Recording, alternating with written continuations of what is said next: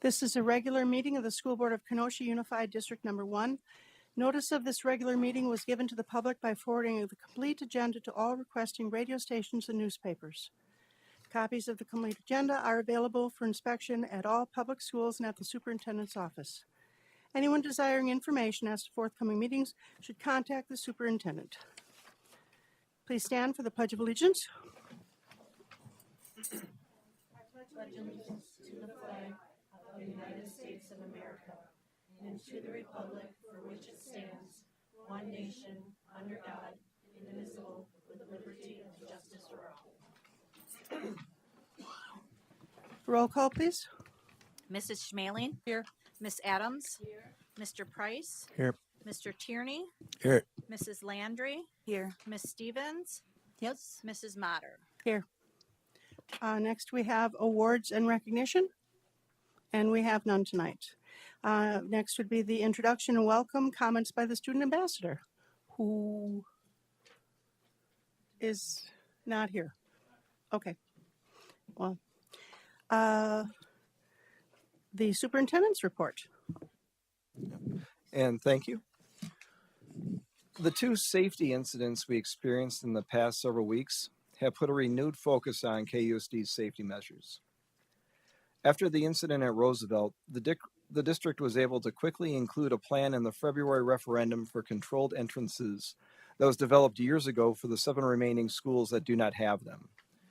The cost of these improvements is over $12 million. The most recent incident of a gun being found at Indian Trail Academy has created interest in the implementation of metal detectors or weapon identification devices. Although there's been discussion and some research into these devices in previous years, there's not a fully developed plan. I will form a committee to create options for the board to review at the January school board meeting.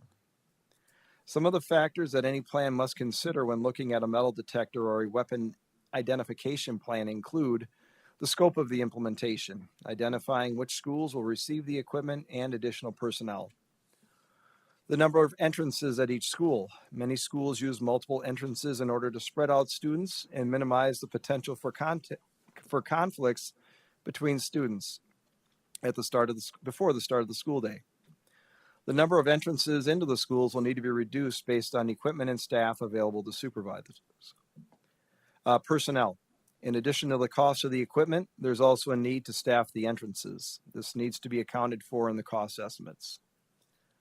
Policy. A metal detector stationed at the entrance of a building is considered to be a passive search. The use of a handheld wand metal detector is considered to be more invasive. We'll need to review current policy associated with student searches and potentially modify it if necessary. Data regarding the effectiveness and the longevity of the equipment. It's important to consider replacement costs, downtime, and the effectiveness of any solution that's brought forward. Implementation costs need to be identified and brought forward as a budget assumption. Family comfort. The district will also survey our parents or get parent feedback on their comfort with the use of these devices. Safety of our students is our first priority. We'll continue to review and revise our plans and procedures to provide our students and staff with the safest learning environment possible. Thank you, Dr. Weiss. Next, we have the legislative report. Dr. Price. Just very briefly, met with the Southeastern Wisconsin School Alliance today, and this is an organization that represents several school districts in our southeastern area, and we're developing our talking points in preparation for the governor's budget that'll come out, including things like 90% special education reimbursement, which is a goal, but we'll continue to refine that and work with our board to advocate. Thank you, Dr. Price. Next, we have the public comments. Welcome to all who have signed up to speak tonight. The board values your input and interest in KUSD. We'd like to remind you that school board meetings are not public meetings, but official meetings held in public. I'll call you to the podium in order from the sign-up sheet.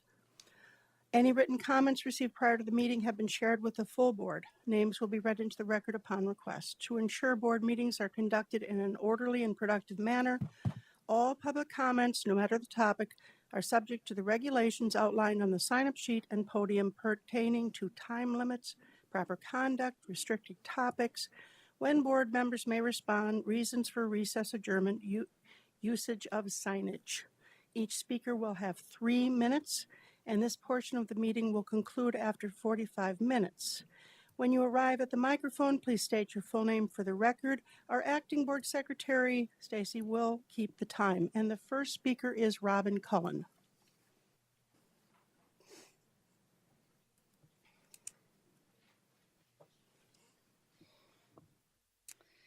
Hello, good evening. My name is Robin Cullen, and I'm here to speak on the critical issue of school safety.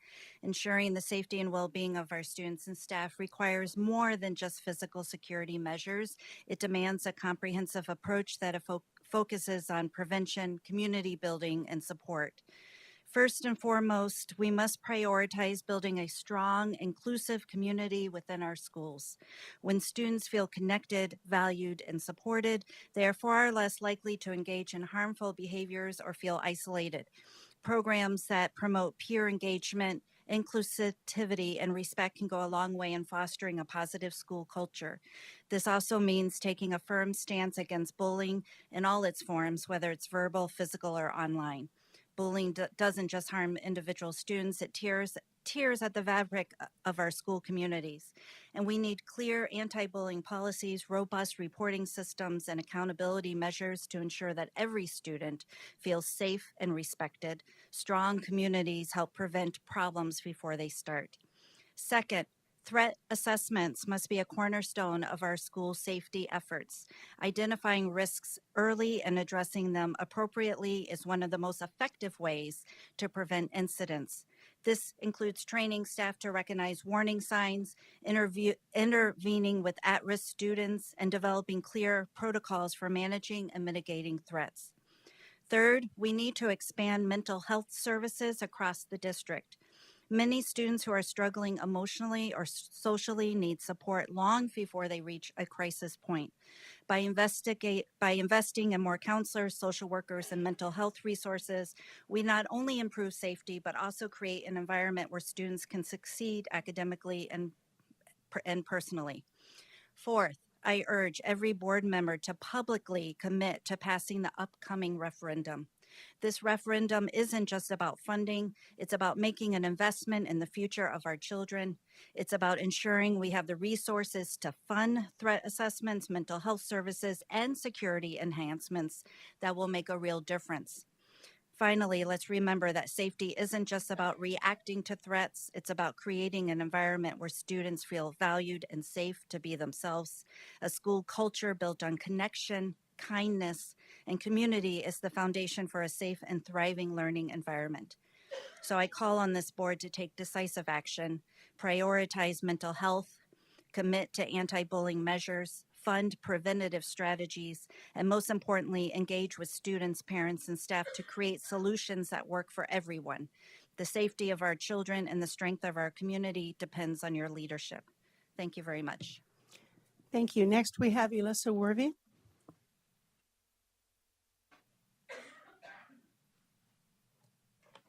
Hello, my name is Elissa Werby. Good evening, members of the Kenosha Unified School Board and administration. I come before you tonight as both a parent of a student at Indian Trail High School and Academy and as an educator. I am here because school safety cannot wait. The recent incidents at Roosevelt Elementary and Indian Trail High School are just the latest reminders of how vulnerable our schools are. Last year alone, 46 students and staff members were killed in school shootings across the United States, the deadliest year on record. This is a reality we face as citizens of a country that lacks common sense gun legislation. As an educator, I have seen the fear in my students' eyes during code red lockdowns. As a parent, I've received texts from my own children locked and barricaded in classrooms. That terror is something no parent or child should ever experience, especially when we have the tools to prevent it. We need metal detectors and bag searches in our schools.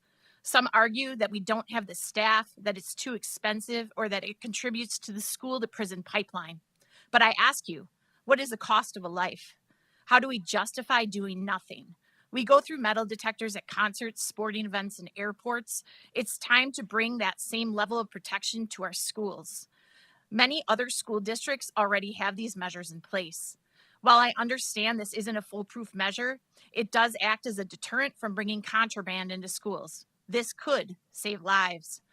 I voiced these concerns to school board and district leadership only to hear excuses. I even joined the facilities committee to address safety, but it became clear that it wasn't about dialogue. It was about rubber stamping predetermined agendas. Meanwhile, critical vulnerabilities like unlocked entrances and unchecked student releases persist, especially at Indian Trail High School. This is no longer a matter of if a tragedy will occur in our schools, but when. We cannot afford to gamble with the lives of our students and staff. I urge you to call a special meeting dedicated to school safety, inviting community input, and prioritizing common sense measures to protect everyone who walks through our doors. Our children deserve better. Our teachers deserve better. We all deserve better. Let's stop treating our schools as potential war zones and start treating safety as a priority. Thank you. Next, we have Angela Kretschmer.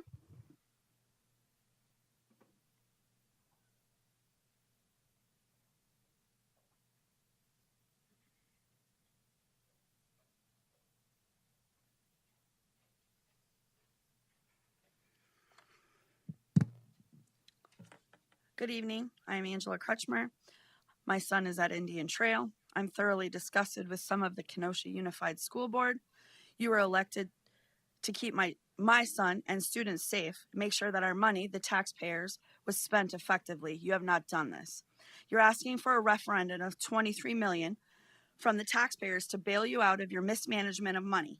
Adding insult to injury, you tied teacher prep time and school safety to this referendum, trying to scare voters into voting for the referendum.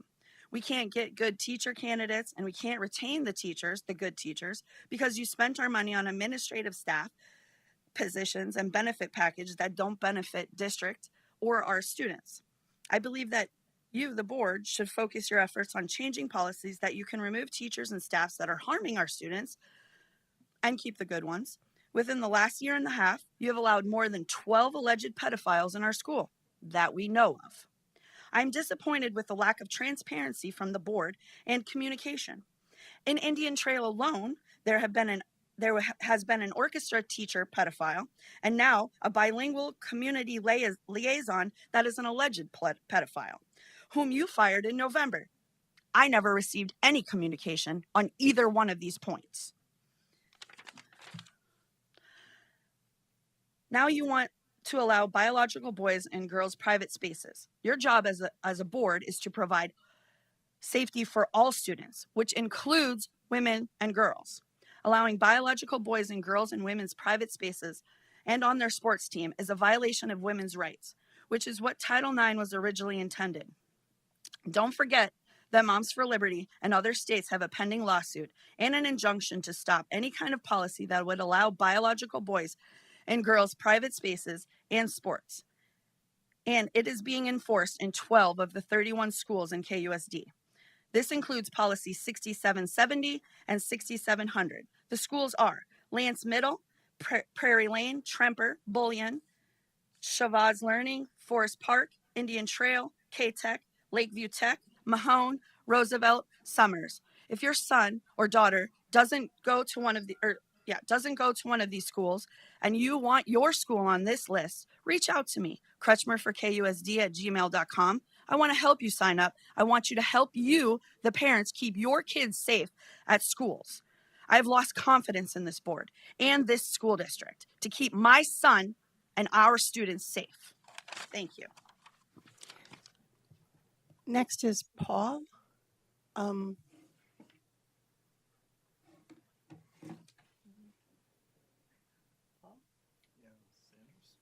Paul Sanders? Paula? I'm sorry. Not grade writing. Dawn Santoro. I'm here to address the board because I am very disappointed on what has been going on. It has been problem after problem after problem.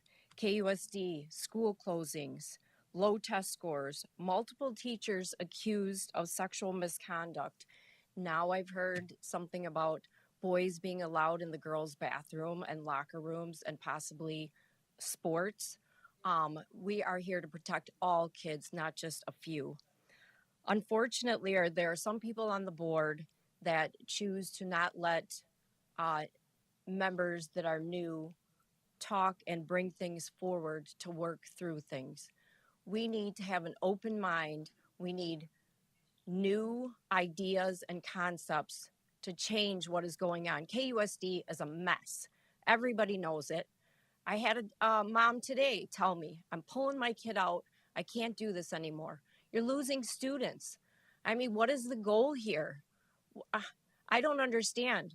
When you get new members on the board, you should be open to listen to them and to listen to what they have to say, the board members that have been here for a long time.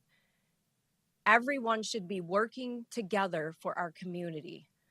The goal is the safety of the kids, period. Not somebody that's on a power trip and only wants their views to be looked at, okay? So this board needs to do a better job and let these new people get some ideas in and get some changes. Again, we're here for the students, not here for you. Thank you. And thank you for all who spoke today. In accordance with school board policy, the board is not able to respond to public comments unless they're related to an item properly noticed in tonight's agenda, and will do so at the time the item is addressed on the agenda. That concludes our public comments, and next on the agenda we have the remarks by the president.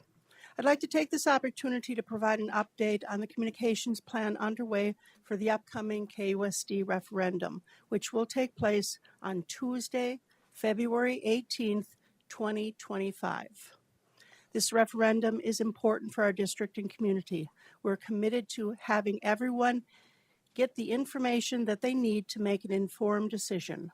As part of the effort, we are preparing district-wide mailing that will be sent to all households in Kenosha shortly after the holidays.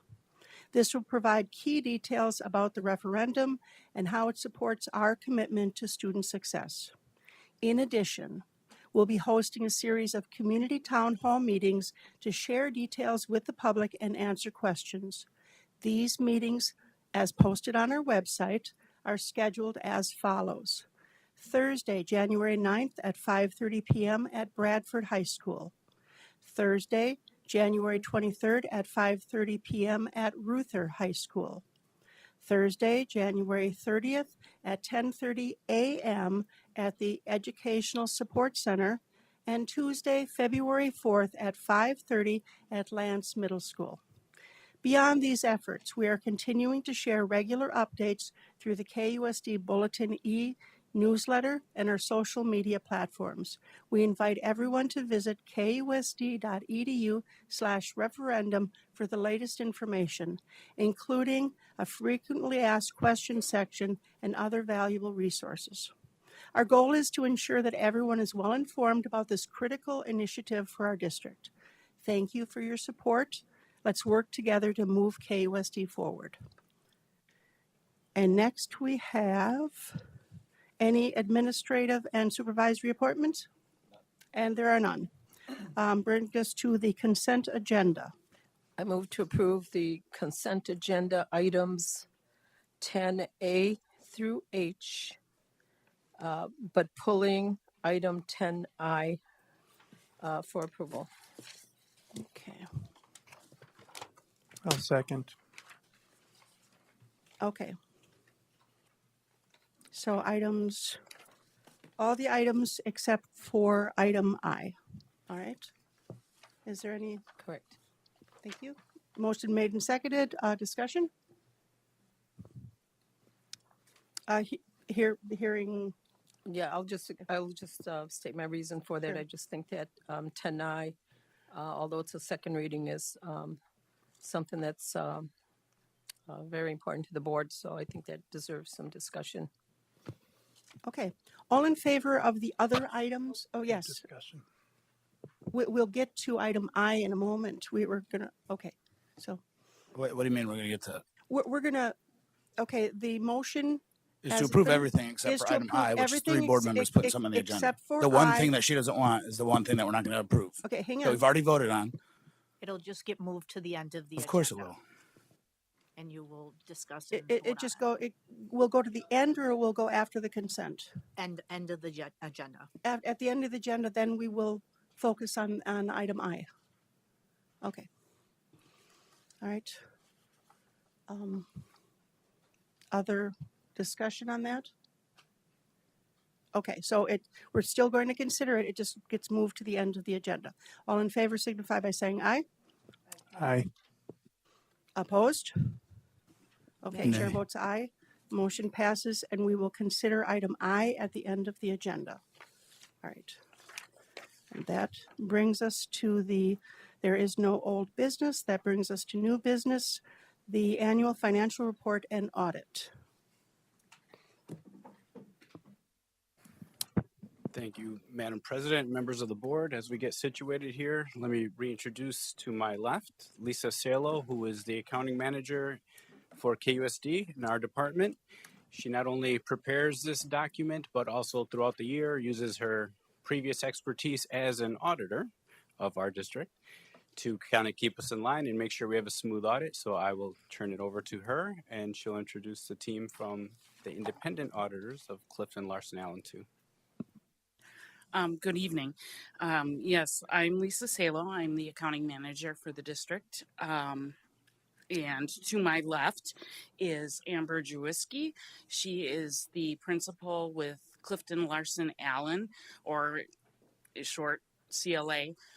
They have been hired as our external auditor to complete our annual financial and compliance reporting to do that audit. And this is as of 6/30, 2024. You should have two documents. One was in your agenda as a link, which was the annual financial report. And then there was placed at your table tonight, at your place, is the governance board letter or management communications report that Amber will go through as well.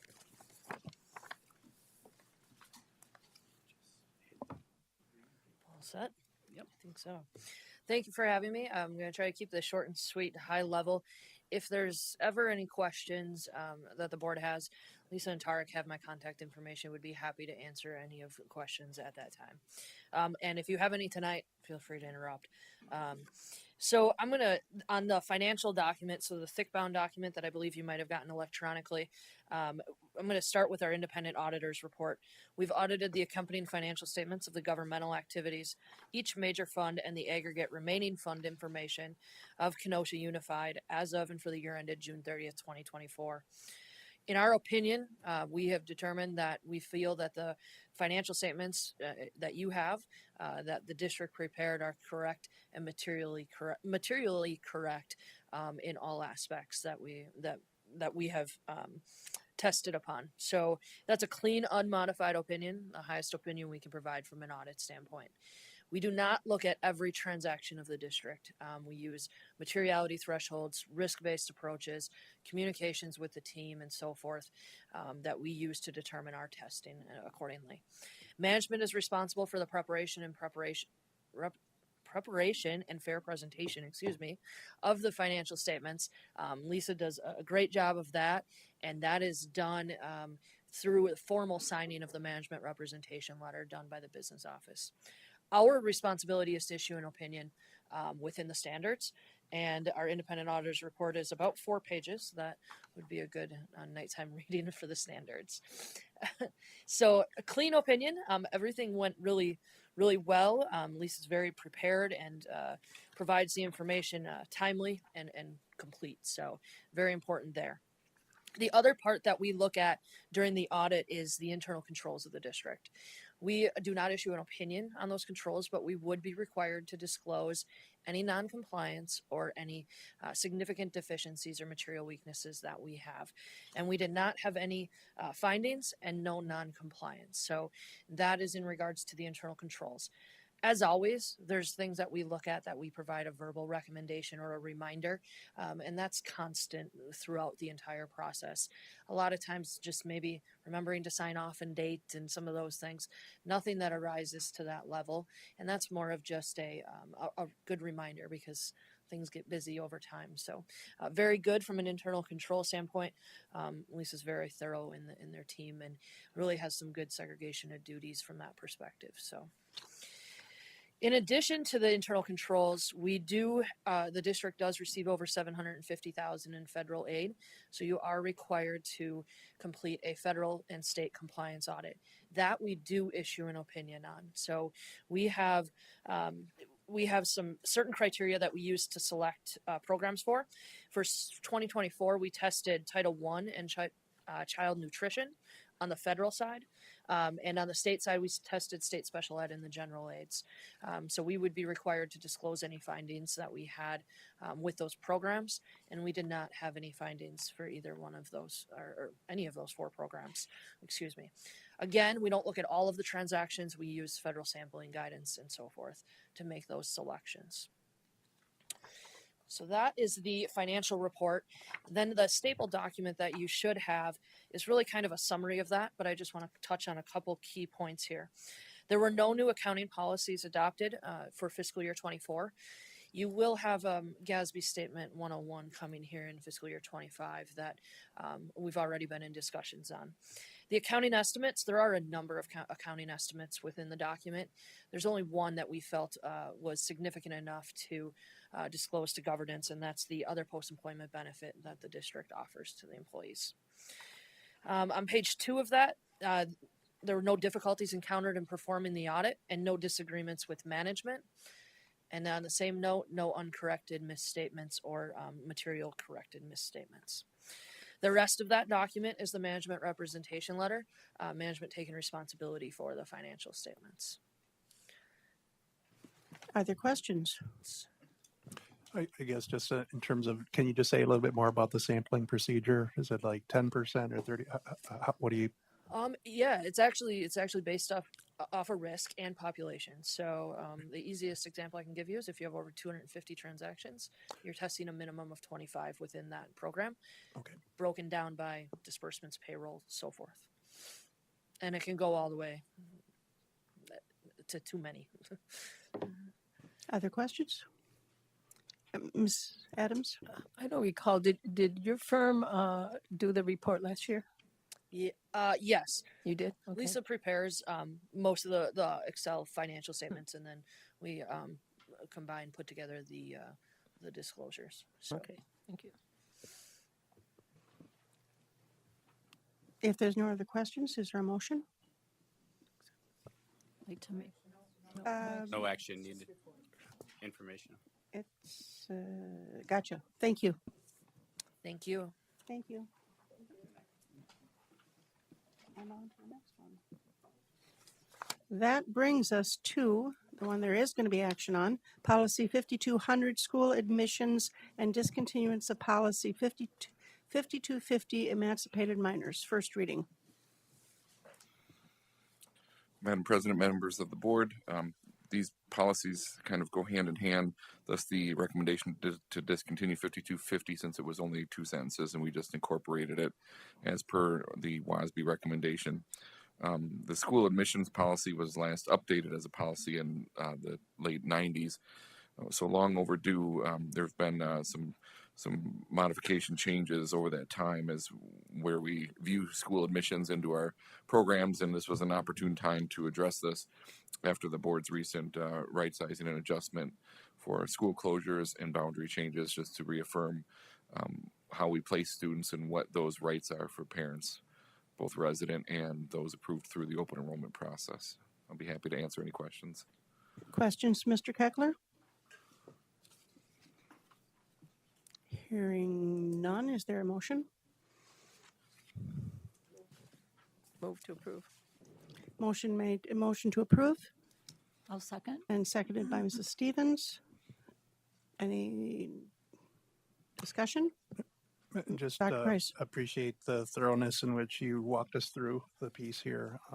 No, nothing else. Thank you. All right, all in favor signify by saying aye. Aye. Aye. Any opposed?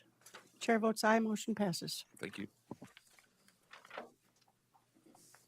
Bringing us to policy 5475, students with disabilities, first reading.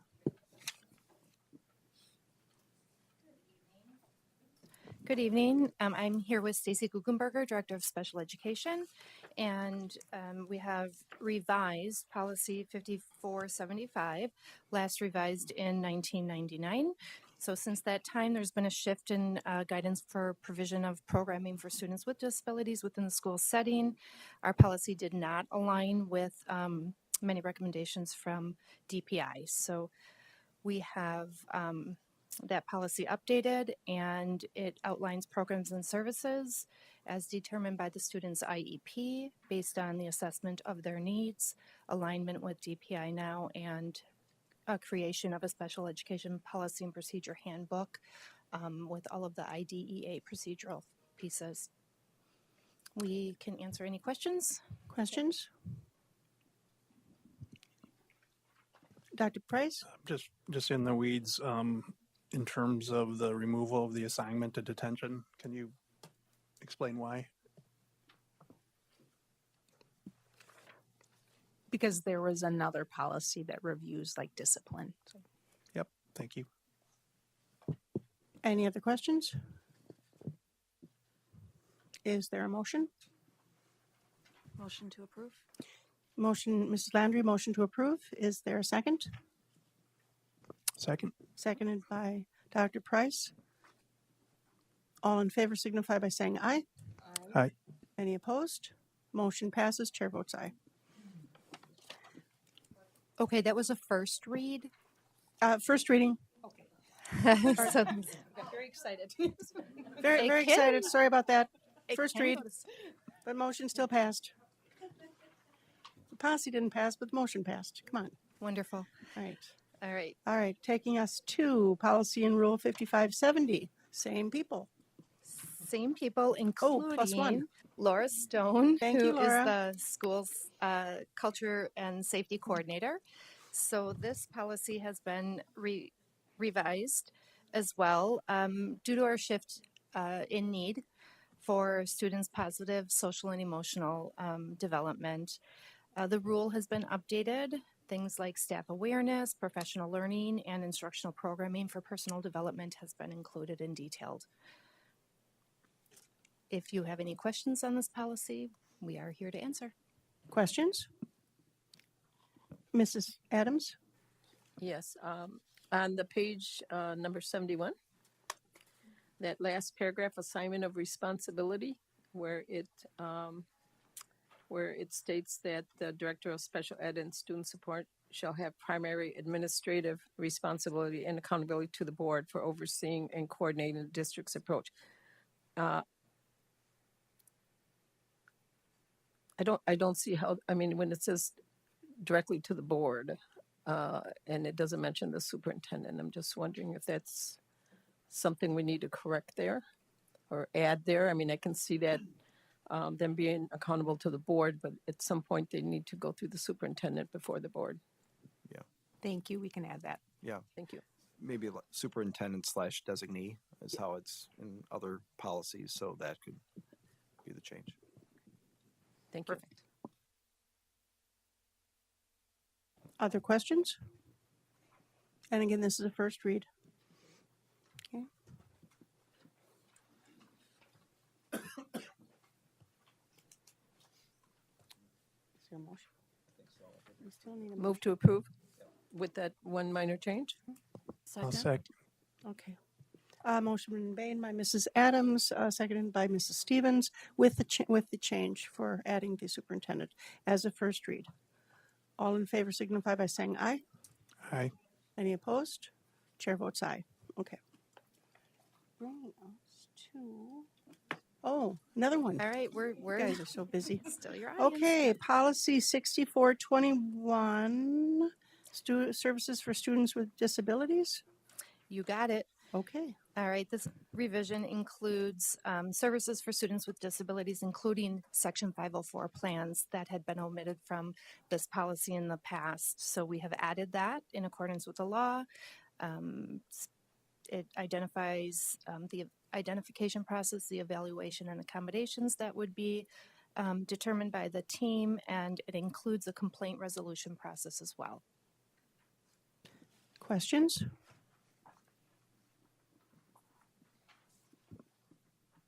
Mrs. Landry? I just want to say thank you again for revising these. Just so the public is aware, like how long has it been since these policies have been revised? The special education one was 1999. Yeah. So thank you guys.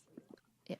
The one we just reviewed was 2002, and the crisis prevention was 1991. Oh wait, I'm sorry, and 2022. So, All right, is there a motion? Motion to approve? Moved by Mrs. Landry, seconded by Mrs. Stevens. Okay. Any discussion? Hearing none, all in favor signify by saying aye. Aye. Any opposed? Okay, and again, this was a first read. Okay, that brings us to extracurricular activities and programs, and they get to leave. Brian Mogensen, Coordinator of Athletics and Physical Education, will join me for Policy 6700.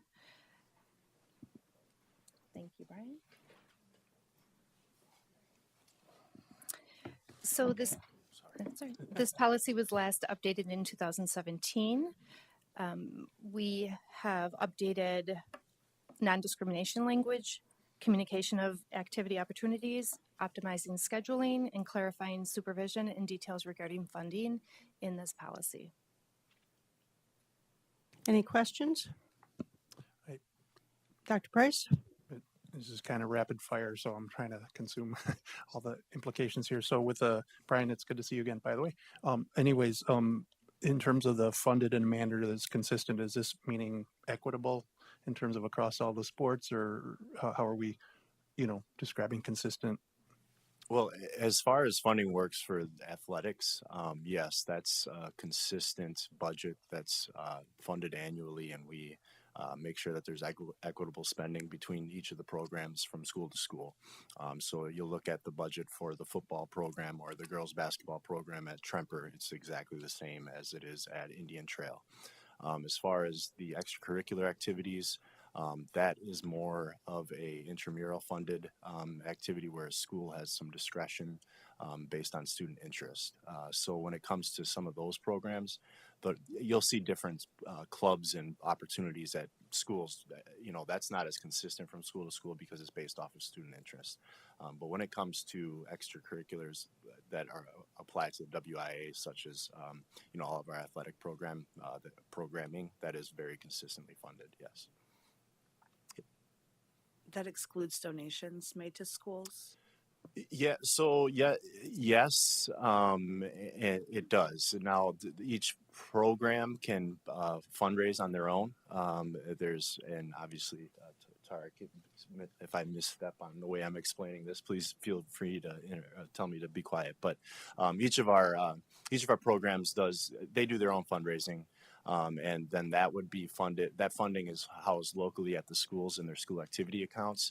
Those are things that would be fundraised for like student opportunities, items that are customized, like T-shirts with their names on it, or fundraising to take a coach bus to a long away trip, things like that.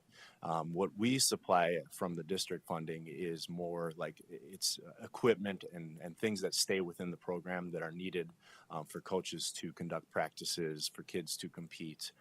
So yes, and that fundraising discretion is not consistent. Each coach or advisor, they take on different fundraising opportunities that fit their program. So that is a little bit more of a flexible item, I should say, but that money does get housed in their school activity accounts.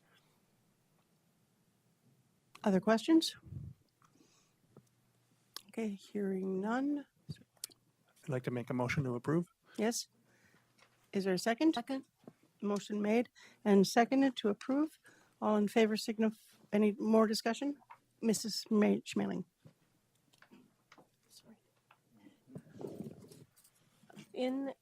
As we discussed in our open agenda meeting, I'll just repeat myself again. I'm really troubled about some things that are in this policy, mainly page 78, the very bottom paragraph.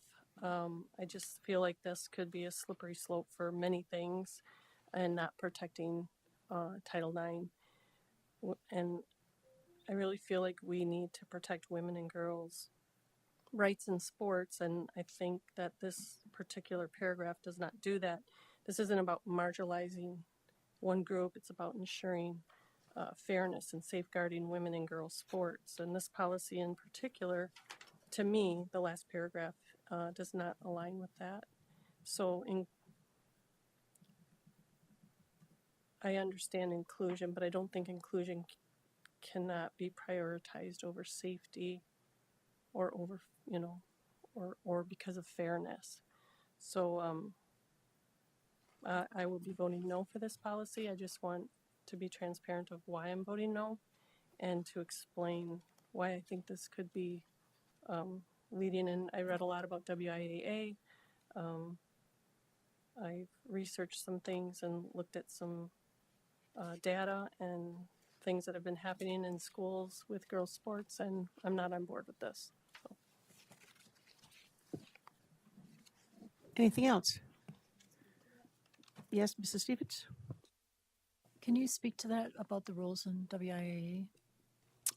As far as transgender participation in girls' sports, or The paragraph that at the bottom of the page, on page 78. yeah, so when it comes to transgender athlete participation, the WIA does have a policy that is in place. I believe it's been in place since 2017, so it's a bit dated. And as Ms. Schmalling, I'm sure you said you did some research, and it's a continuously changing environment right now around transgender participation, particularly at the governing body levels of like the national organizations and the world organizations. Like swimming has just made some substantial changes in their rules that are in place. I'm not an expert in this, but at the same time, I believe that they've now made some considerations for those individuals that choose to participate in that sport and are transitioning. If they don't make that transition prior to the age of 14, they can no longer compete at an Olympic level. The reason I bring that up is I do anticipate a lot of these changes to start coming into play now that we're seeing the Olympic organizations that govern that sport make some firm standards that need to be followed. Currently, what the WIA has in place is a bit of a different policy for a female to male transition than it is a male to female transition. The female to male transition is a transition that is a little bit more flexible, I guess, when it comes to the medical requirements that are involved in it. It's based on how a person identifies, and that a school district has the discretion, I guess I shouldn't say the discretion, but according to their policy, to allow them based on local policy. Now, our local policy leans on the WIA, and what we would do is be consistent with their identity, and that's the sport they would participate in. Now, when it's a male to female transition, there's very specific language in here in requirements to hormonal treatment, and it has to be done within, or there has to be hormonal treatment documented and signed off on by a physician for over a calendar year prior to that individual being able to participate in the sport. Again, another element to this too is when you consider the sports, particularly team sports that are cut sports, participation isn't a right. It's based off of merit, it's based off of skill, and it's based off of their ability to compete with their peers. So you're going to look at situations where individuals are going to be in a position to try out for a roster, and it's truly going to be based off of the skill of whether or not that they can make that team. So, you know, now there's individual sports that don't have that cut. I don't have the like the personal answer of what is right and what is wrong. I'm just simply trying to shed some perspective on the policies that we are currently in limbo with, and the way that Title IX identifies gender identity is identified as a protective right currently, and according to the executive order of Title IX's, they made a change to that back in 2021, and it's not just gender; it's gender identity is also listed as a protected right under Title IX. Now, there's a lot of states that are duking that out, whether or not that they should follow it. I'm not here to state what should be done, but that's just kind of currently where that policy is. So, what we're doing is leaning on the WIA's policy. I have contacted other districts. Green Bay, Madison, and I was just recently in a law course at the Wisconsin State Athletic Directors Conference. This is consistent with how the state of Wisconsin is treating transgender athlete participation at this moment in time. Now, does that change in the coming months here? Obviously, that remains to be seen. Just one more follow-up on that. So what about failure to follow this guidance from the state? Does that impact our programs at all? So, Ms. Stevens, that's a good question too. I think yes and no. I mean, it depends on the individual that is participating and what they view is their right. And I do fear, if we stray away from policy, that puts us in a litigious situation. And I don't, again, personal philosophies aside here, when you're following what the law states or the ambiguous law that's in place right now, if we don't go to a current language structure, we will be setting ourselves up for more potential litigation based off of how the current laws are stated. Again, that's a fact, So, but at the same time, that the way that it's being interpreted could very well change in the next 2 months once we have a new administration in place. That all is way above my yes. All right. Thank you. Yes, Mrs. Schmeling. It is tied to federal funding. So it is about money, and the policy is tied to federal funding. So that's the fact. Dr. Price? I would disagree with that. Actually, I think it's about equity. And I think that we want to stay within the parameters. I mean, there's a lot of athletes that get scholarships here, and I would hate for us to be in a legal situation where we would threaten students that have worked very hard losing their scholarships. Motion on the floor? Yeah. All right, motion has been made and we've been discussing it. Is there anything else? Final words. Okay. All in favor signify by saying aye. Aye. Any opposed? No. Chair votes aye, and it passes as again, first read.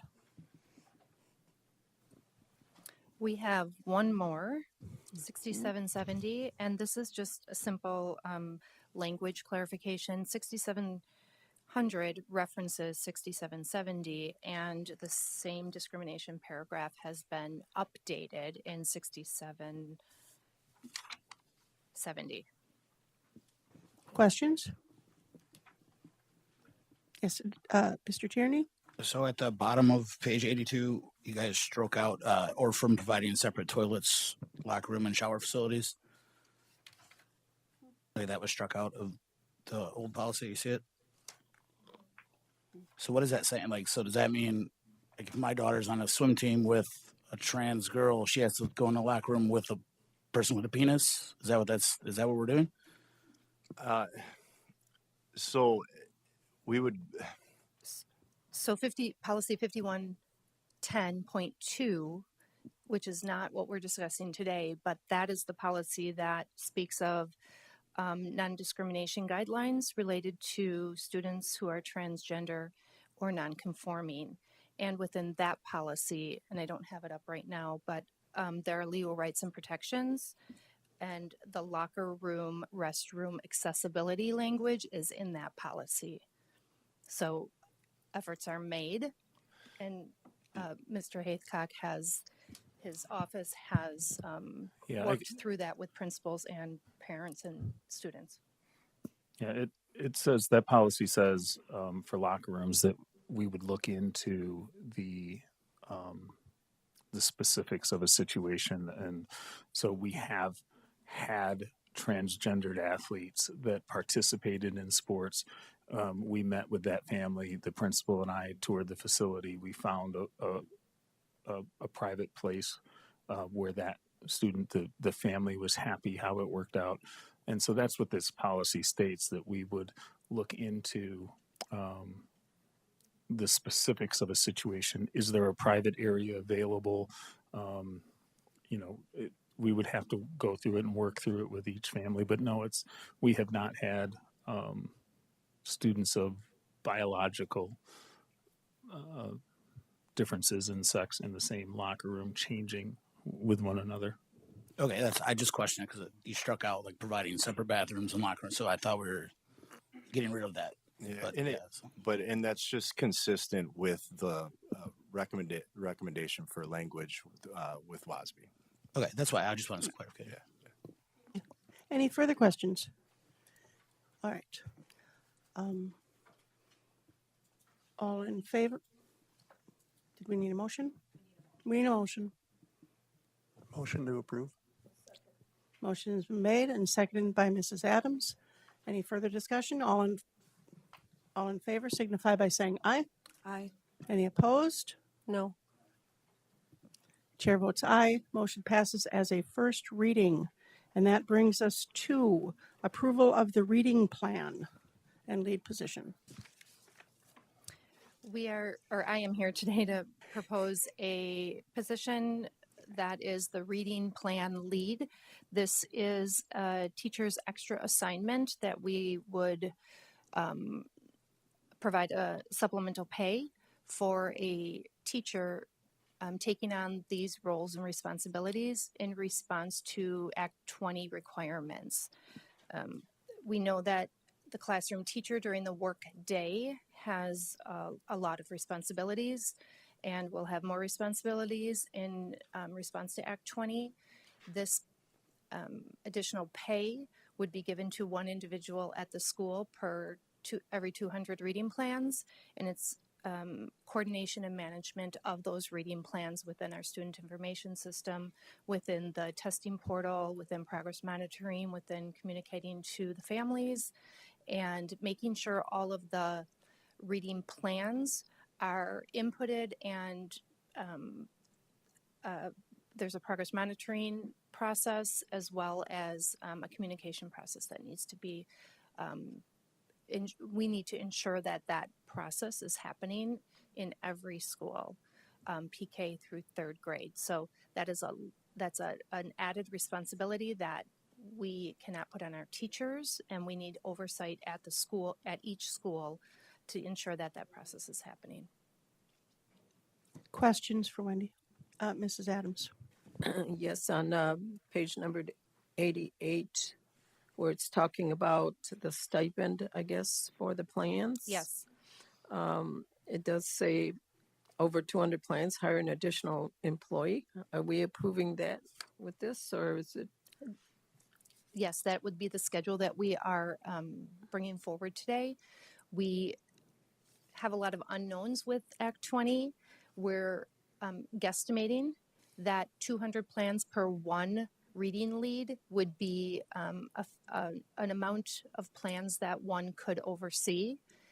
Anything above that we're feeling right now would be unreasonable to ask one employee to be overseeing more than 200 plans. We took our best guess as to the load of that. So we would be asking for that stipend for an additional staff member if a school has over 200 plans. And the reason I mentioned that is because in the motion, we need to be clear on how much we're approving monetarily, and if we're approving the possibility of hiring an additional employee, we need to be clear on that. And is this for 1 year per contract year? Yeah. Yeah. Contract year. Yes. And if I could just a point of clarification, this is a stipend, so extra duty pay, known as in the district appendix D, back from the collective bargaining days. Right, and I think we estimated roughly that this amount wouldn't exceed $100,000 over the 16 schools. Right. That was high, as trying to make sure that I didn't under. Mr. Neer, do you have more data on that? No, I was just gonna respond to Ms. Adams' question. So just make sure I understand, because I was working with Ms. Tyndall on this.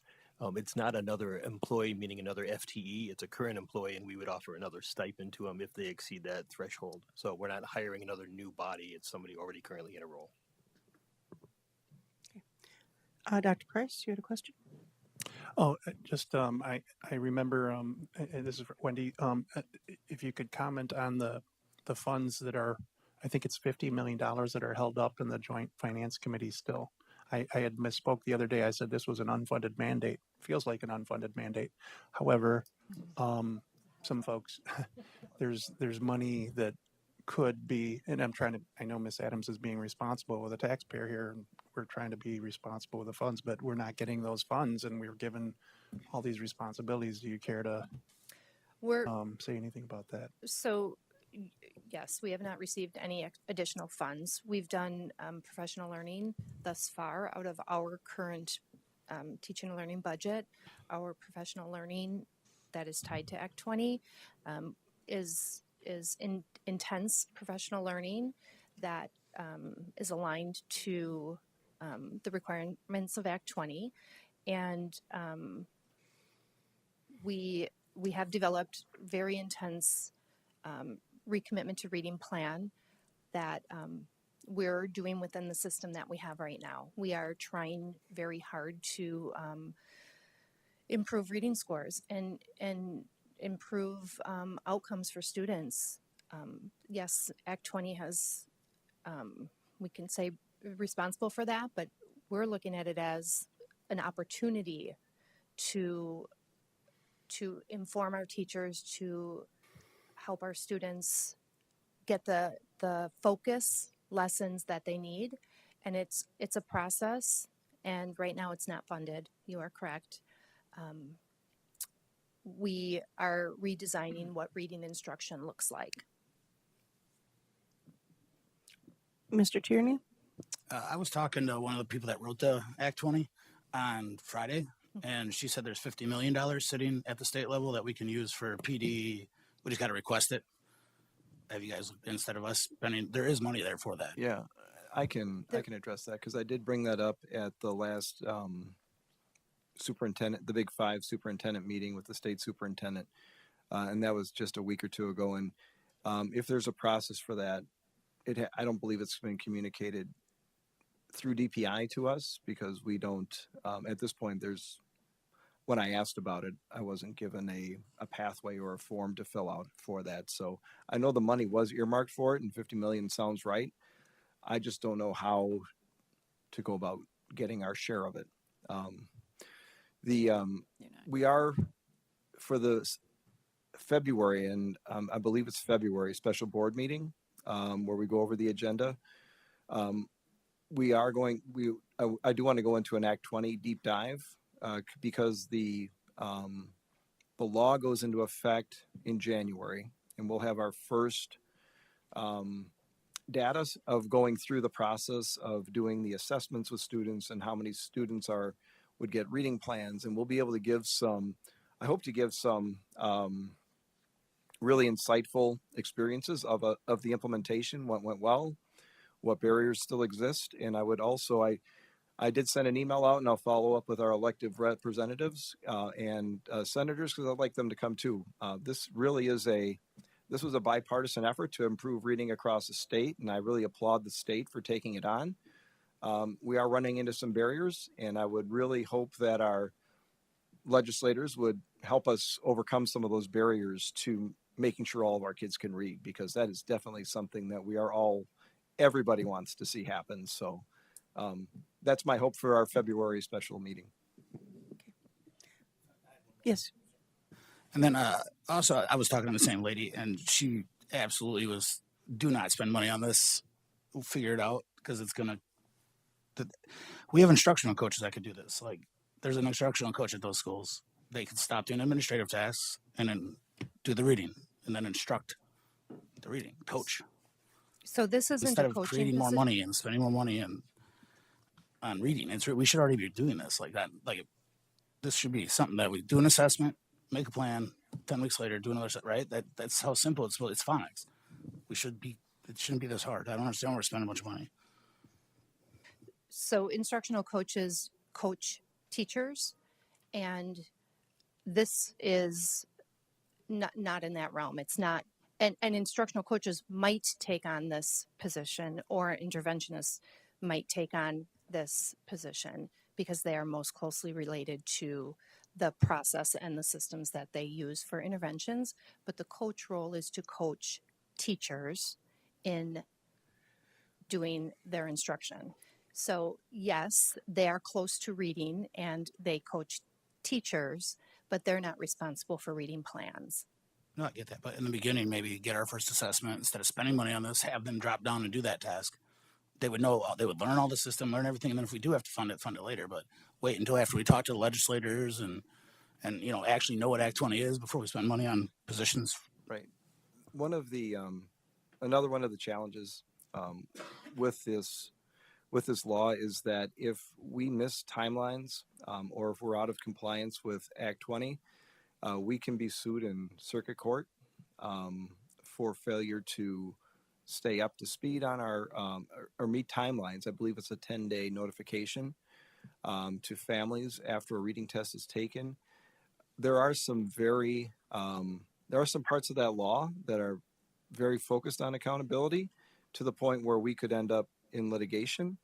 And my concern is that, I guess the reason why I'm advocating for this position is to help keep us out of legal troubles. If there's a better way to do that,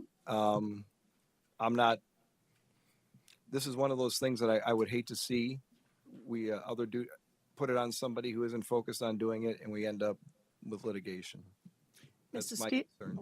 Mrs. Stevens, you were wanting to say something? Yeah, I talked to my representative about it, and so did Todd, and that's what he quoted 53 million, and that they set this aside, but it's held up. But the reason that you create a situation attach a budget is this is statewide, and this is a new program. I'm just looking at you're entering reading plans 3 times yearly. You're testing how often. I mean, the workload is increased substantially for each child. And that is where you need the support and everybody that's doing this statewide, not to mention making sure you meet all the criteria to be in compliance, as Dr. Weiss mentioned. I mean, it's a lot of time and effort to do that. But if we're going to be successful, we're going to need some more support as financially to really see this take off. We're also trying to keep teachers teaching in the classroom and not doing administrative things in a computer. If we rely on teachers and coaches to do this during their work day, that's taking time away from instruction, and that's not going to help anybody. We're going to be testing, and then 10 weeks go by, and we're going to be testing again, and that would take away from instructional time. Yes, Dr. Price. Oh, I thought it was worthwhile to get back to what Miss Adams said before. When I imagined this position, I was thinking of like a teacher leader person. But I'm understanding that this isn't a one person. So if we could just get clarification on what we're voting for, because I could see another issue too. So if it's a person that's already got a full-time load taking on more work, outside of the work day. This work there's is outside probably of the work day. diminishing returns. At some point, they can't do 1.5 or 2 times a job. So I'm trying to wrap my head around. That's why we capped it at 200 plans. Okay. So they would be inputting those plans. So the teacher does the assessment, they do the benchmarking, they create the reading plan. They go through the whole process of what is the plan needed for this student given this data set. Then that plan has to get put into our system. It has to be communicated to our families. The teacher has to progress monitor that student. That data has to get put into our system, reports have to be run, state accountability reports also. So there is a tight time frame, 3 times per school year for all of that to I happen. think I follow now. Okay. Okay. Dr. So when you're We when do you're saying agree by that yeah, you're when you're saying that because it's not a lot of money to do this actually, but we're saying that this person's accountable to the given principal at a given school for a given number of plans is what we're voting on. correct. Mrs. Schmeling? And then, If you could just refresh my memory, this Act 20 is coming down from DPI, the state. Okay. And legislature. And then also, how many instructional coaches do, my mind is thinking here. We have So one I'm per school. One per school? And have we ever done any, I do get comments that they're helpful. Many people say they're not helpful. Have we done, and I'm not one to go on feelings and what people think all the time. So what is the data? Have we ever done any kind of analysis on how the teachers feel? Is that instructional coach beneficial to them? Is it not beneficial? So that we would solidify if that position is worthy of having them there at that school. And then if it's not, and they're not performing as maybe the supports that the teachers think, but if we're not doing any surveying or questions or data analysis on that, then how would we know?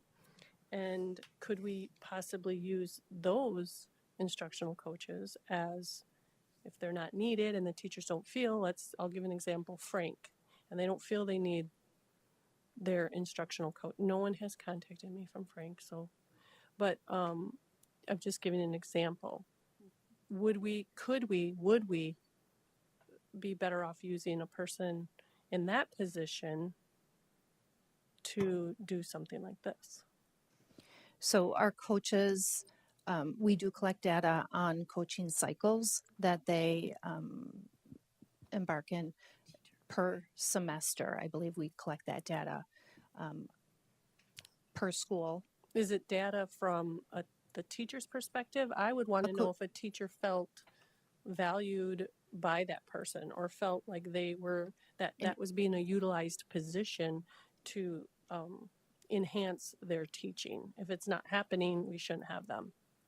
So within the coaching cycle, the teacher selects the goal and the coach works within a time frame on that goal.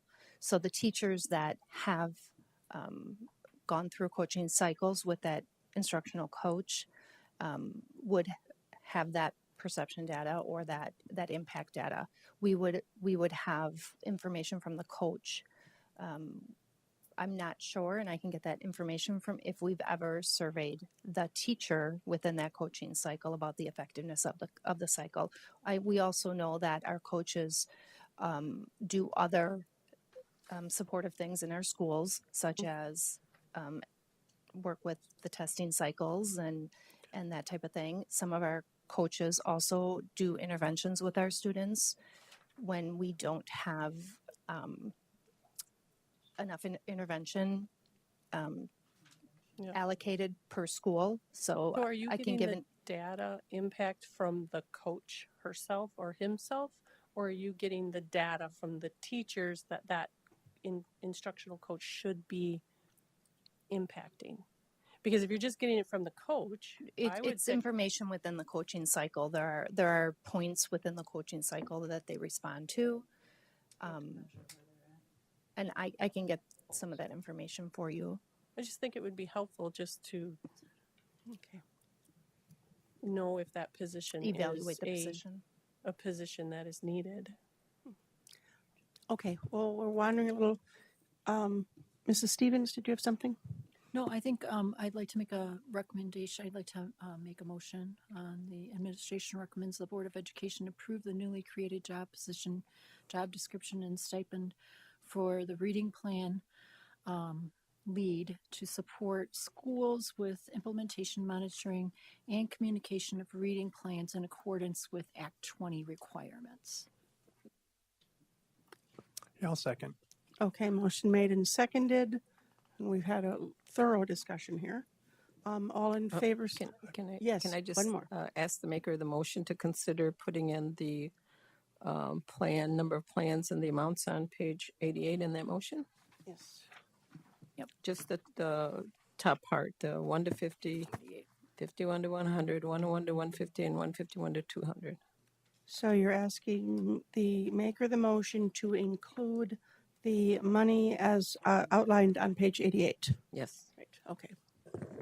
Just for clarity. Is that Thank you. okay with the seconder? Okay, we're all set. Yes, good. All right. All in favor signify by saying aye. Aye. Any opposed? No. Chair votes aye, and motion passes, and it is another first read? No, not a first read. It was approval. All right, they're done. That brings us to the WASB proposed resolutions. Yep. At the upcoming WASB convention in January in Milwaukee, Dr. Price is our delegate. WASB released their proposed resolutions, and there are 12 of them before you. These were not released in time for the agenda review, so I included them as, so if they look new to you, they are. We got them after that meeting. Just a clarification, the resolutions are, go to the full assembly there for WASB delegates. The WASB delegates then from districts around the state vote on them. And what that allows WASB to do then is to pursue lobbying or advocating for these resolutions. So our motion today regarding these resolutions doesn't enact a change. The vote at the WASB convention doesn't really enact a change. It's just how they will lobby or how they will advocate the state for these. So I just wanted to be clear on that. So we're pretty much instructing Dr. Price, when you go to the convention, here's what the board believes you should support, abstain from, or whatnot. I just wanted to be clear on that. The beginning at the top, I think we did these in batches because there's a lot. But I did review these with Leadership Council. There are, out of the first 5, I'll just 2501 to 2505. My recommendation is that those resolutions are supporting the Blue Ribbon Commission on School Funding, the pathway to licensure for paraprofessionals, early literacy assessments for English learners, decoupling public and private school funding. I'll just explain that one a little bit. That is having a right now, funding for schools that receive a voucher is funneled through the district's budget. This would create a separate taxing structure, where the district would not be levying taxes to support a voucher school. They would have their own taxing authority, I guess, pretty much. And that's mainly for transparency. And then 2505 is consistent standards across all Wisconsin schools. So those are the ones that, that set of 5, we agree in supporting. I don't know if you want, I was trying to figure out how to have discussion on 12 topics that are pretty meaty in a way that's pretty efficient. No idea. Dr. Price. Oh, I just wanted to add, and I really appreciate this, and I welcome input from the other board members, that there are a couple items here that some of our board members perhaps have some expertise on that they might want to weigh in on, with 2507 and 2508. And the meeting happens in the middle of January, so there's plenty of time to have further conversations about those very issues. Yep. I was actually very interested in going to that meeting, that convention. Yep. You can contact Ms. Schrader, and she'll. Okay, I'll registration talk is done afterwards. through the office. Mrs. Schmeling? Explain 2503 a little bit better. Sure, I can. One of the concerns with the implementation of Act 20 is making right now, the way the law is written is that anybody who scores below the 25th percentile automatically gets a reading plan. What the concern is regarding that is that we could have students who are bilingual, whose native language isn't English, scoring below the 25th percentile if on an English test. So really making sure that there is a reading disability and not a language barrier that's causing the student to score below the 25th percentile. Other questions? Are we going to the backside at all? Yeah, or you- I oh, figure we just would do the first 5 and then as a batch. Okay. Just a lot to keep track of. So we want a motion on each batch? Nope, I figure we could do it all together, but I just All right. do the discussion in batches. 2506 through, I'll do through 2509. There's 2 in here that I have concerns or questions about. 2506 is early childhood education funding and public-private partnerships. We're engaged in some of those here. 2507 is staff mental health. And this one, I believe more information is needed. Just because I'm not sure, the way this resolution is written is it supports having state support for staff mental health. I'm fully in favor of making sure of mental health and making sure people get the treatment they need. I'm unclear on how that would interface with an EAP program, how it would work with, how it would coordinate with existing coverage through health insurance plans. The resolution, as I read it, didn't speak to that piece of it. I just don't know exactly what that means. What does that look like? EAP, Employee Assistance Plan? Program, right? Thank you. I'm sorry. I was speaking HREs there, hanging around Mr. Neer too much. Yeah. So that's my concern with 2507. 2508, accountability and school report card data. This is a resolution to change state report cards to focus solely on achievement. And I realize that I may be contradicting myself, but I want to explain why. Right now, our district goals are based on achievement. And right now, that's, for us, I believe that's the right spot to be. I don't know if we can say that's the right spot for the 420 other school districts across the state. There was also a point in time when I believe that growth was the most appropriate coming out of the pandemic, that we focused on growth as our district goals. By having the state, those I can see being individual district decisions as far as what their district goals are.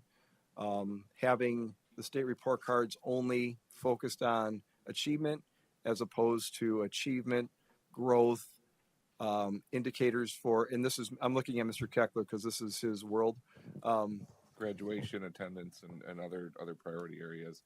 To isolate it to just one specific area would really be a detriment for distributive equality related to the way they calculate this. The state makes minor changes typically each year in this calculation, but I think they're trying to zero in on something that would be equitable across the board. It's just hard when you have completely different makeups of schools and districts across the state. All right. Bringing us to Okay, yeah, and then 2509 through 2512, the end of it. Really, it's supporting these. 2509 is just language clarity on the resolution. 2510 is focusing on more of evidence-based strategies as opposed to purely punitive measures for truancy. Funding for school meal debt, reimbursing districts for unpaid lunch balances. 2512 is cybersecurity help from the state. We experienced a situation several years back where having support from the state with cybersecurity would have been very helpful. Yes. So for 2507, I feel like, so if we need more information before we approve this, how do we get that information? It would, in this case, this would be a matter of Dr. Price would be, because he's the delegate who votes there, he would be asking questions and getting more information on it. We just have one delegate. Okay. Yeah. Okay. So we I give feel him it's a it's a policy discretion. that it couldn't hurt. It No, could only- absolutely not. it I could agree only with you, and help. I think it's definitely a noble cause. But I just wonder, is it a noble cause without a clear implementation plan? And that was my only question. Is so if we have an employee assistance program, if we have health insurance and health care that covers much of this, exactly what is being provided by the state, and what can realistically be provided by the state for 421 school districts? I don't know, and it could be great, and I'm not trying to talk against it. I just don't know what it is. Mrs. Schmeling? Funding for school meal debt. Why would we have debt? There's unpaid for, so we wouldn't, Kenosha wouldn't, because we are part of the CEP. I'm going to turn this over to Tark. Yeah, that really is not applicable to us anymore now that we're school-wide CEP, or the Community Eligibility Program. So all of our students are receiving free lunch. But for other districts that are not in that situation, students can accumulate negative balances and have debt per se. Okay. Doesn't really pertain to us then. Well, maybe someday again it will. Motion. Any other questions and comments? So then we would be looking for a motion to direct Dr. Price as to what to do. Mrs. Adams. I'll make a motion that our school board direct our representative, Dr. Price, our delegate, to vote in support of, or what the recommendations as listed here, and give him discretionary latitude to vote on amendments or other resolutions. A second. Motion, thank you. Motion made and seconded. Discussion, Mrs. Lett? Okay. All in favor signify by saying aye. Aye. Any opposed? Motion passes. Chair votes aye. Yep, date changes. I didn't even see all this stuff. All right. Date changes. Yep. There are 3 dates changes that are being recommended for April, November, and December of 2025. These dates are where the 4th Tuesday of the month falls on either a district recess or a very close to a holiday. So that would mean moving Tuesday, April 22nd meeting to Tuesday, April 23rd. Tuesday, November 25th, moving that up to Tuesday, November 18th. And Tuesday, December 23rd, 2025 to Tuesday, December 9th. I'll make a motion to approve. Motion made to approve. Is there a second? Seconded by Mrs. Stevens. Any discussion, questions? Hearing none, all in favor signify by saying aye. Aye. Chair votes aye. Motion passes. Next is the resolution declaring official intent to reimburse expenditures. Money item. Money. All right. Remember that little thing called the referendum that the board approved the question to be asked on the February 18th ballot? So let's just take one step back and remind everybody what the board approved. You approved a $23 million question for a non-recurring period of 5 years. So that's $23 million a year for 5 years. 20 million of the 23 is for operational expenses. 3 million of that 23 per year would be to service the debt that it would take to do the projects to complete controlled entrances at the 7 remaining schools. So that's only 3 million out of the 23 million. This debt is being structured so that it is something called Fund 38 or operational debt under the revenue limit caps. So that's a technicality. The referendum that we're asking for is expanding the operational costs, so we'd be able to pay for this piece under that, but a referendum isn't necessary to borrow this money as Fund 38 debt. I want to just pause there for a second because you have two different kinds of debt in a school district. You have Fund 38, which does not require a referendum, although we are asking for a referendum to help that cost because we don't want to absorb $3 million in our regular operations per year. You have Fund 39 debt, which is something called referendum approved debt. To be 100% transparent, we're still talking about Fund 38 under the revenue limit debt, but we are asking for a referendum to bump up that revenue limit for 5 years.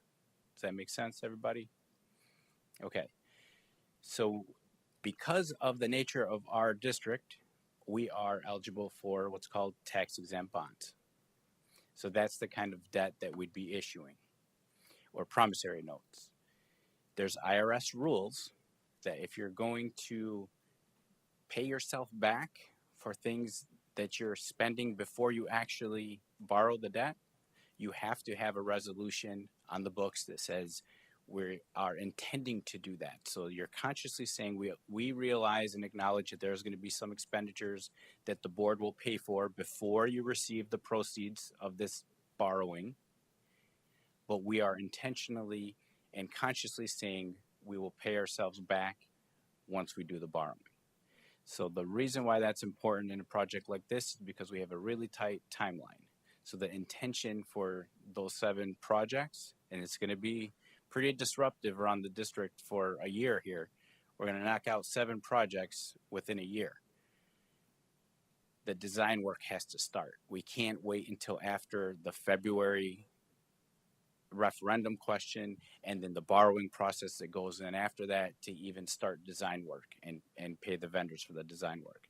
So we are saying that between January and February, March, there's going to be some costs that will incur, and it's going to be limited to design type work, not the construction work, but the design to give us a chance to get these projects done within 1 year. We anticipate it's going to be, we don't have a solid number, but a couple $100,000. So this resolution would allow us to pay ourselves back should the referendum pass, and should the board actually go out and borrow those funds, we'll be able to pay ourselves back. Mr. Tierney. So I thought originally like the operating costs were 19 million, then we added prep time that made it 23. Wasn't that what, didn't we sit down and prep time costs? We had to hire this many FTEs and do all that. Added prep time and you got it to a little over 20, and then we're added $3 more million to do the security projects. The structural deficit was originally estimated to be at around 6 million. Yeah. And then when we got our final numbers, it came in at about 2.8. Yeah. So that's some of the variance there. But we didn't get that number until October. Right. When we approved the final budget. And do you want to, yeah, that first more? 19, remember we did projections before we even had adopted 24-25 budget. So we were in 23-24, and we took that deficit number that existed in 23-24 and said, there's a worst case scenario. And that was around $6 million. When we adopted our budget this year, it really came out to about anywhere between 800,000 and 2-some million, because there's a couple of factors in this year that were kind of anomalies. One being charter school enrollment took a dip, so that was some freed up funding. And then the exempt property aid that we got that was not originally factored in because they changed the nature of that, and that was a little over another $1 million. So those things, when we refined the new estimate, allowed us to do the prep time within the about a little over $20 million and then tack on the $3 million. So the question became 23, not 19. Yeah, I just want to clear. I've been asked that about. People are saying it was the other. And, you guys took a loan out. That's not even part of the referendum. We did not yet. Yeah, no, I'm just. That's why I asked you the question. But I do appreciate the clarity, because I've heard some, some reporting and things that are presenting the referendum like a security referendum. I want to be 100% clear to everybody in the public. Most of this, 20 of the 23 per year, is just operating. It's not a security referendum. There's a portion of it that will fund the security projects. 3 million. Oh, I was just going to say, of course, you've consulted with Mr. Fenimore and everybody in terms of like 7 schools in 1 year. Is that the general thinking? He doesn't know about it. No, I'm kidding. we meet almost every other day. Yes, it's their project timelines. Yes. Okay, other questions? Mrs. Adams. Yes, Mr. Hamlet. So the reimbursement is expected to be 12.5 million? No, the reimbursement will only be a couple $100,000 for the design work. Okay. By the time the 12.5 will actually be used for the project and the construction costs, but we won't start that until the referendum question. Okay. But the design work has to happen like in January starting. Okay. Other questions?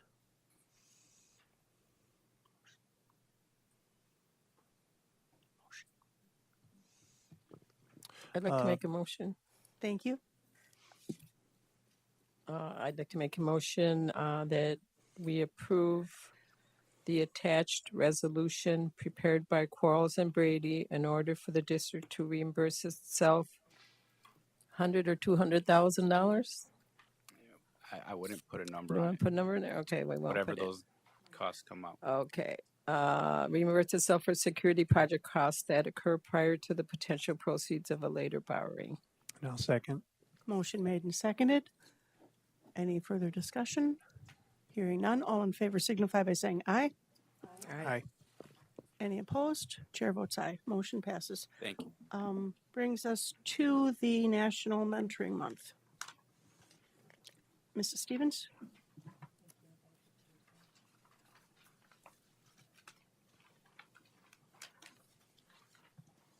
All right. National Mentoring Month 2025. Whereas a number of organizations in the Kenosha community have partnered with the Kenosha Unified School District to offer a variety of mentoring programs that are designed to support student learning and success. And whereas relationships that students build with caring mentors offer valuable support.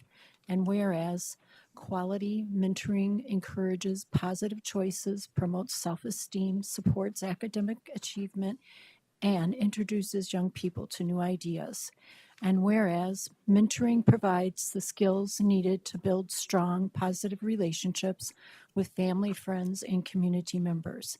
And whereas mentoring programs have shown to be effective in combating school violence and discipline problems, substance abuse, incarceration, and truancy. Now, therefore, be it resolved that the Kenosha Unified School District does hereby proclaim January as the annual observance of National Mentoring Month and recognizes those who volunteer their time to help in our mission of providing excellent, challenging learning opportunities and experiences that prepare each student for success. I'd like to make a motion to accept administration's recommendation on the National Mentoring Month for January 2025. I'll second.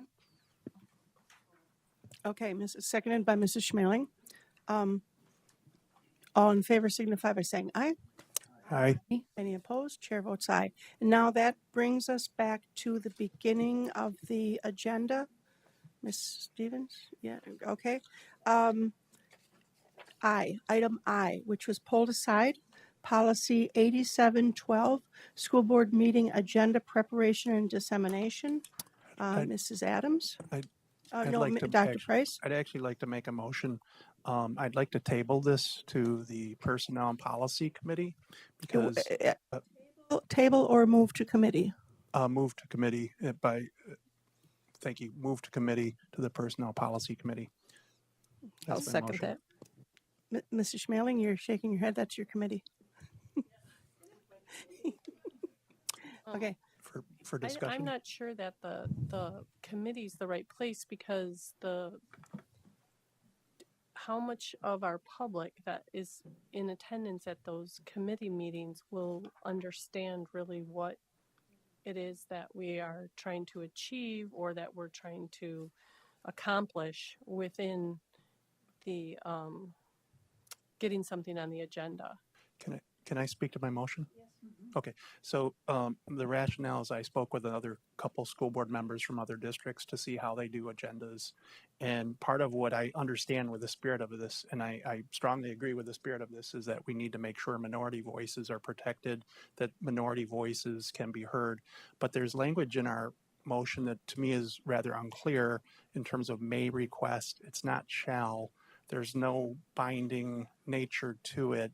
And that's why I also think that we should have a conversation in an actual committee where we can discuss what is the spirit of this, because I know my colleagues have an interest in this, but I think we also should get clear about what board norms are and who has the discretion to set the agenda and how that agenda process goes forward. And I agree it's important. That's why I think we should deliberate over it rather than vote on something I'm not sure would make a difference in the way it's worded currently. That's my rationale. Thanks. The wording of the motion, the wording of the policy is outlined on page 55. So just for clarification, Mrs. Landry. So previous board meetings, when small clarifications like that needed to be made, Yolanda just simply, can we change the wording real quick and then move forward? So why can't we do that now? Why are there more excuses as to why we have to table this or move this committee when this was already discussed and approved? And I feel certain board members got to certain board members and talked them out of their decision. And that's what this feels like right now. Dr. Price? My motion can be rejected.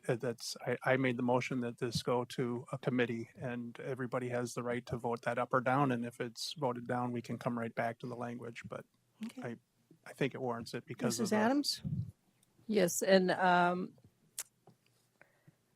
that word may, that it's not real clear. Me and other board members have total different understandings of what that first paragraph means. And I'll give you an example.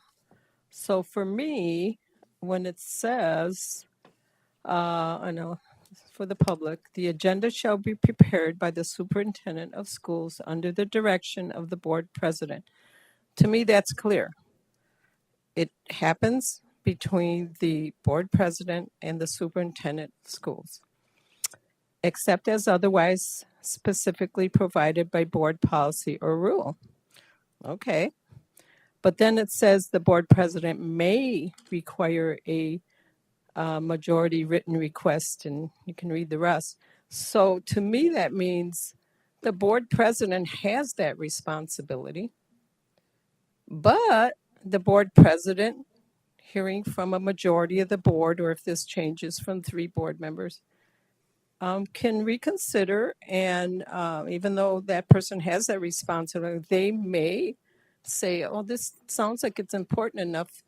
I'm going to go beyond just my responsibility, and I'm going to go ahead and allow these board members to put something on an agenda. So another board member read that differently. And they took it to mean that the board president, may require that. I don't think I'm being real clear. Let me try to say that differently. So I'm saying the board president can make the decision, does not even have to, take under consideration the other board members. But if that board president feels it's important enough, or for whatever reason, they could. And so 2 longtime board members understand that differently. So we need to make it more clear. And I think the purpose of referring it to committee is so that that language is more clear, so that the average person will understand what that means. So I do agree that that word in there that says may, and the way it's worded is a bit confusing. So let's try to clean that up. And I think doing it in committee would be a good idea, because it can it can receive more discussion and more ideas. And I think that was a good motion, Dr. Price, and I support you in it. Yes, Mr. Tierney. So at the agenda review, we didn't talk about this policy because, oh, it's a second reading, just skip through. Then you guys popped it. I'm sick of these games. So we, for some reason, voted on a first reading last month. We sat here and voted. You voted yes. After the meeting, you said, makes perfect sense. Now we're coming up here after, we need to get things done. We are failing our children to keep them safe. You have written policy before, even though you forgot that with Kyle Flood. You've written policy. Yes, you have. We are supposed to and can write policy. Dr. Wise said last agenda review, if we want to have AARs after something, that'd be a policy the board can bring. Literally told us to write a policy. I'm sick of this. What are you so scared of? Letting 3 people not break a quorum, not do anything, go to you and go, hey, put this on the agenda. We'll vote on it. Trust me, I know you 3 will vote against anything I do. I get it. I'm understanding on that. Mr. Tierney. But no, not Ms. News. I'm done with this. I've sat here and been disrespected by you, belittled by you in public, sit here like I have to be an idiot. Okay, I'm done. I'm done call- being told to be quiet. I'm I'm done going to with ask you this. to please stop now. Why? We're going to Why? vote. We're going to vote on it, and you can vote on. Oh, I'm sorry, Mrs. Stevens. Thank you. First of all, I want to thank you for bringing it back because it is about as clear as mud. And we already have policies where it states that the person that is the president of the board has a right to set the agenda with the superintendent. It's an operational piece. No, it's an operational piece. Most of the policies we reviewed tonight had everything to do with the staff and the leadership in order to be moving forward and address the issues in our district that we need to address. How many of these policies address guns? Okay, Mr. May I Tierney. finish? Mrs. Stevens has the floor right now. It's not something, if we have a policy that we know we need to change, we're looking at safety right now. That's going to change. Dr. Weiss is going to bring a committee together, a group of people, so that we can all have a voice at the table. It is not, they're conflicting policies. And I would guess that if you bring this to WASB, they would probably say that it needs to be cleaned up. And the Robert's Rules of Order that we follow are with a quorum, and that is how we govern here. So I'm not opposed to bringing it back and looking at the changes, but I don't know that I will support it. I'm just saying we need to have opportunities to work together to get and exactly, but we need to make sure we understand that what we have to run as a business from the angle of what is expected of us. So when they have to do, we can't just randomly add things to our policies. It has to be gone. They have to go through and check everything to make sure we are following. Okay. I'm just saying, there Mrs. are Stevens? issues with this policy. I'm going to call on Mr. Schmeling, who hasn't had a chance to speak yet. Yeah, I can see a lot of different reasons why we should be changing it up a little bit. I know that we really need to be focusing on protecting minority voices on this board. There's several things in the last 2 years that I have tried to get on an agenda, and it was a struggle. And in hindsight, if I would have gotten some of those things on the agenda, we wouldn't be in the situation we are. I'm not talking about this situation, but other situations that that will be coming. So I feel like that was a bit of a struggle. And the last meeting, I can't remember if it was the open agenda or if it was the actual board meeting, but we were up here. So that was a little confusing. But the comment was when I was supporting the 3 to be to ask for something to be on the agenda, because what Rebecca said was, well, I just ask Mary and I get it on the agenda, and that was out in the open.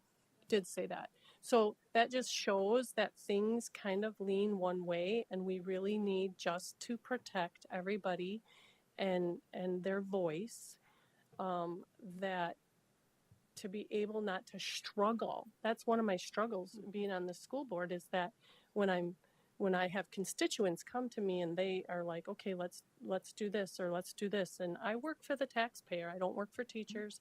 I want to work together for the best interest of children.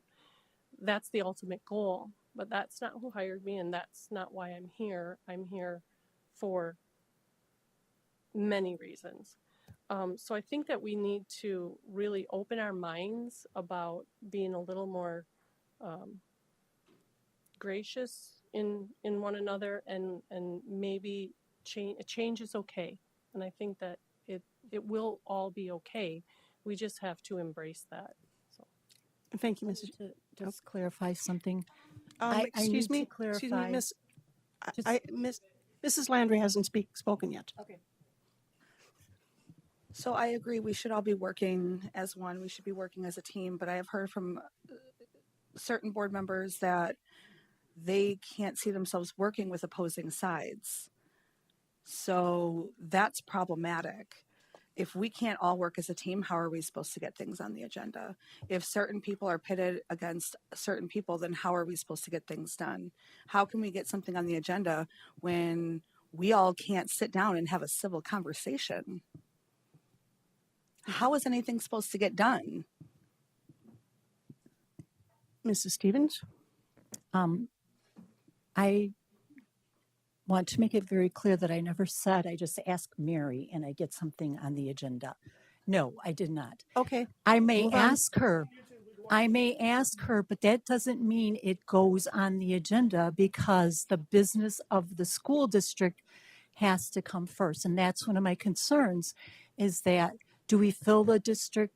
I mean, these are big agendas that we're working with. There's a lot to read and understand and comprehend. And these are commitments that and changes that have to happen. You talked about it tonight. You said how many years ago did that policy? It was like from 1990 something. Those are important things. That's it, and it takes time. So I think that if you want something on the agenda, you go through the process just like we have all along, and it works. It does work.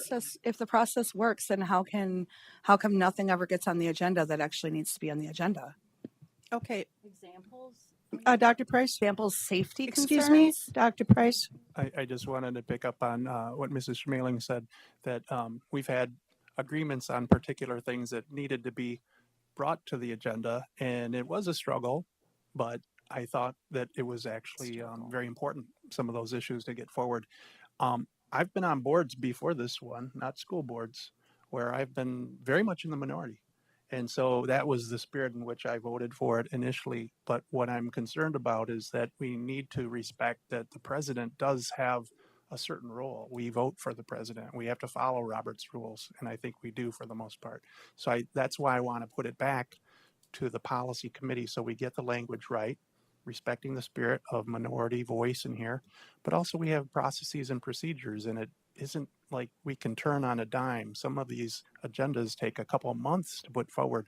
This is a whole school district. It's very large, and we're all concerned about safety, but we need to do this in a thoughtful way. And I think that's why I want to say, let's look at what this policy actually informs or does. Okay, so the motion on the agenda is to send it to committee. Should you vote yes on that, then the item doesn't go away. It goes to the policies committee to be looked at, to be reworded to make sure that it's clear. Should you vote no, then we vote on the original item, should it be moved. But somebody would have to make that motion to move the item, and then that original item would be moved. Okay, so that's what's before us. Everybody clear? Okay. All in favor of moving up to committee signify by saying aye. Aye. Aye. Chair votes aye. All opposed? Okay, it has been moved to the committee, which would be the next committee meeting. Okay.